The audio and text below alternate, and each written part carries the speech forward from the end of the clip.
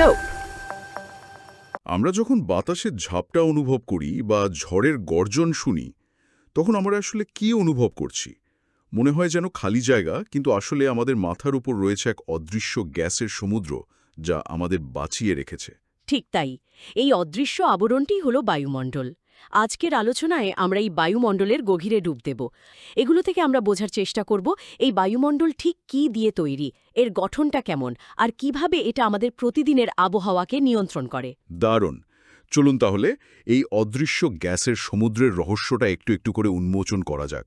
আচ্ছা, শুরুতেই খুব সহজ একটা প্রশ্ন করি।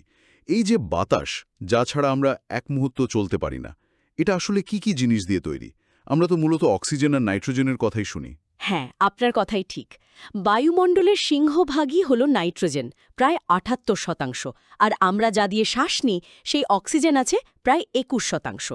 ও, এই দুটো গ্যাস মিলেই কিন্তু ৯৯% হয়ে যায়। তার মানে বাকি ১% তেমন কোনো গুরুত্ব নেই?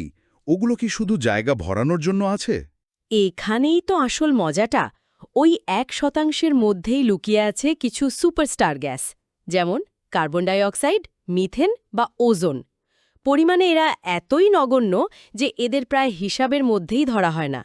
কিন্তু আবহাওয়া আর জলবায়ুর নিয়ন্ত্রণে এদের ভূমিকা অমঝোনান। কিভাবে? এরা অনেকটা অদৃশ্য চাদরের মতো কাজ করে।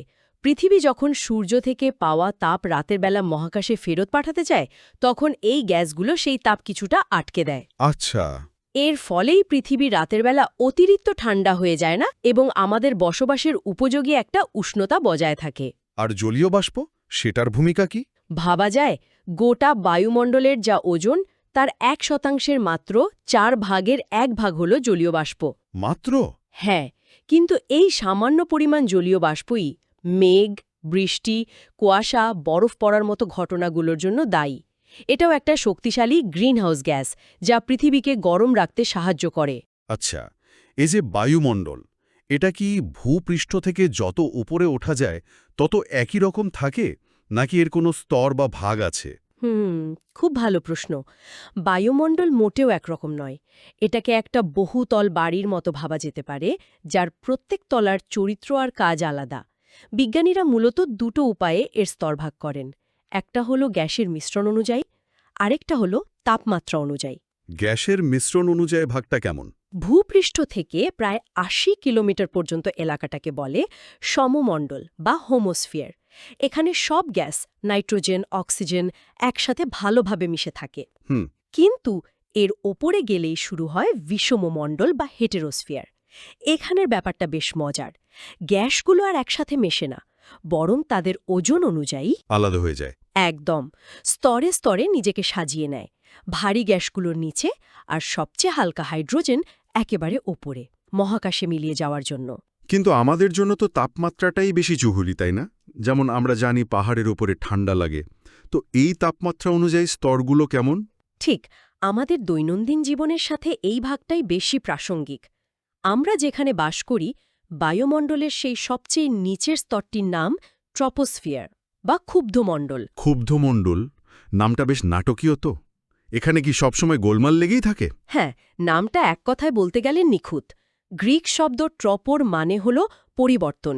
এই স্তরেই আবহাওয়া প্রতিনিয়ত বদলাতে থাকে। মেঘ, ঝড়, বৃষ্টি, বজ্রপাত সব কিছুর উৎপত্তিস্থল এটাই, তাই এর মেজাজ সবসময়ই ক্ষুব্ধ থাকে। আচ্ছা, আর পাহাড়ে চূড়া ঠান্ডা হওয়ার কারণটাও এই স্তরের মধ্যেই লুকিয়ে আছে। সেটা কি? একে বলা হয় নর্মাল ল্যাপস রেট। সহজ কথায়, এই স্তরে আপনি প্রতি ১ কিলোমিটার ওপরে উঠলে তাপমাত্রা প্রায় ৬.৫ ডিগ্রি সেলসিয়াস করে কমে যায়। ও, এই কারণেই পাহাড়ের চূড়ায় বরফ জমে আর সমতলে গরম থাকে।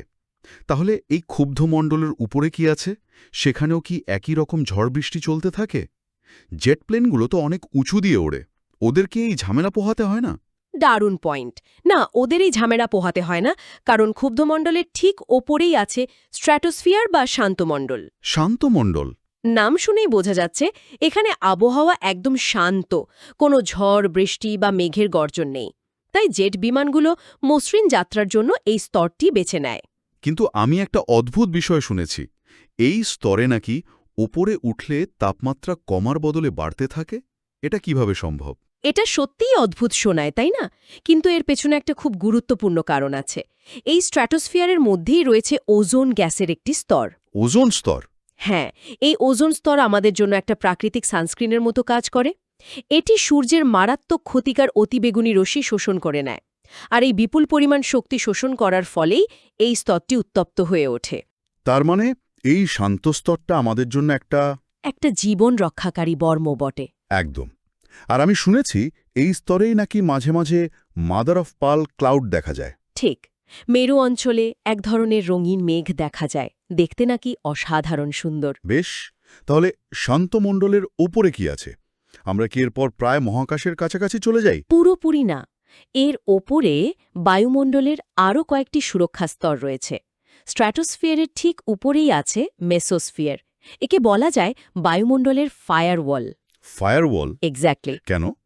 কারণ মহাকাশ থেকে প্রতিদিন হাজার হাজার উল্কাপিণ্ড প্রচণ্ড গতিতে পৃথিবীর দিকে ছুটে আসে। এই মেসোস্ফিয়ার স্তরে ঢোকার পরেই বাতাসের সঙ্গে ঘর্ষণের ফলে সেগুলো জ্বলে পুড়ে ছাই হয়ে যায়। মানে আমরা রাতের আকাশে যে তারা খসা দেখি সেটা আসলে এই মেসোস্ফিয়ারের কেরামতি। তার মানে চাঁদ আর পৃথিবীর মধ্যে এটাই একটা বড় পার্থক্য। চাঁদের বায়ুমণ্ডল নেই, তাই তার পিঠ মহাজাগতিক আঘাতে ক্ষতবিক্ষত। আর আমাদের এই মেসোস্ফিয়ার আক্ষরিক অর্থেই এক অদৃশ্য বর্ম, যা প্রতিদিন পৃথিবীকে বাঁচিয়ে চলেছে। দারুণ তুলনা করেছেন। ঠিক তাই, মেসোস্ফিয়ারের ওপরে রয়েছে থার্মোস্ফিয়ার বা আয়নোস্ফিয়ার। এটা আমাদের জন্য আরেকটা গুরুত্বপূর্ণ স্তর। এখানকার গ্যাসগুলো সূর্যের প্রচণ্ড তেজে আয়নিত অবস্থায় থাকে, মানে এদের মধ্যে বৈদ্যুতিক চার্জ থাকে। এর সুবিধা কি? এর সবচেয়ে বড় সুবিধে হল বেতার যোগাযোগ। পৃথিবী থেকে পাঠানো রেডিওর সিগন্যাল এই আয়নিত স্তরে ধাক্কা খেয়ে আবার পৃথিবীতেই ফিরে আসে। ও, এর ফলেই আমরা এক দেশ থেকে আরেক দেশে রেডিও শুনতে পাই। আর এই স্তরেই সৌরবাতাসের কণার সাথে গ্যাসের সংঘর্ষে তৈরি হয় পৃথিবীর সবচেয়ে সুন্দর প্রাকৃতিক আলোর প্রদর্শনী, মেরুজ্যোতি বা অরোরা। ঠিক ধরেছেন। আর সবশেষে আছে এক্সোস্ফিয়ার এবং ম্যাগনেটোস্ফিয়ার। এগুলো হলো বায়ুমণ্ডলের শেষ সীমা। এখানে বাতাস প্রায় নেই বললেই চলে। এই স্তরগুলো পৃথিবীকে সূর্যের মারাত্মক সৌরঝড় থেকে রক্ষা করে।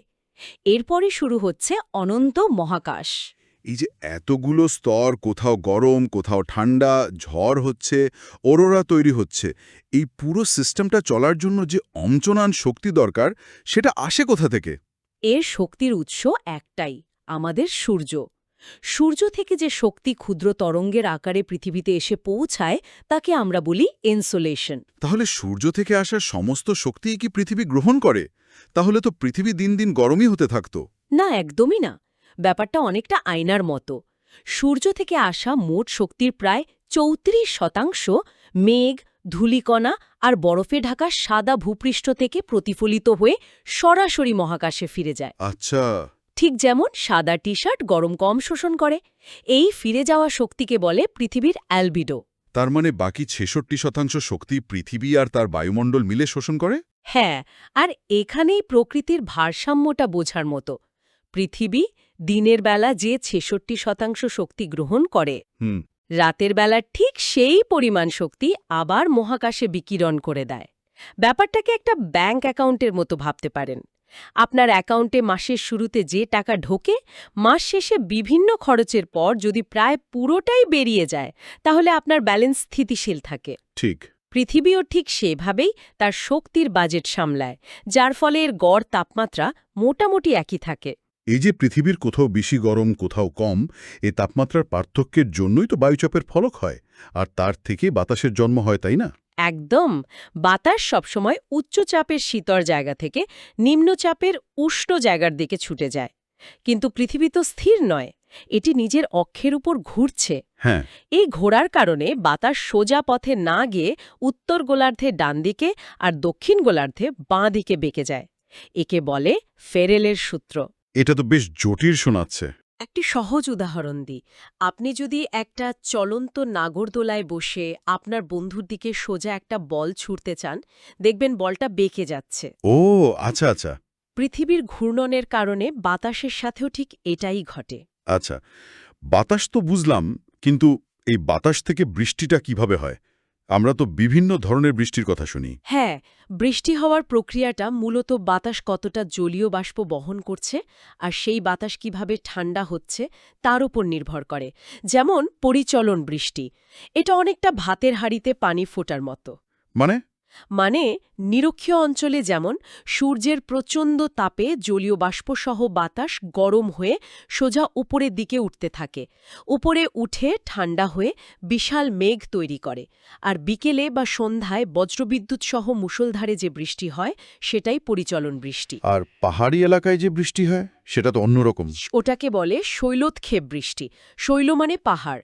যখন জলীয় বাষ্পে ভরা বাতাস কোনো উঁচু পাহাড়ে বাধা পায়, তখন সেটা পাহাড়ের গা বেয়ে ওপরে উঠতে বাধ্য হয়।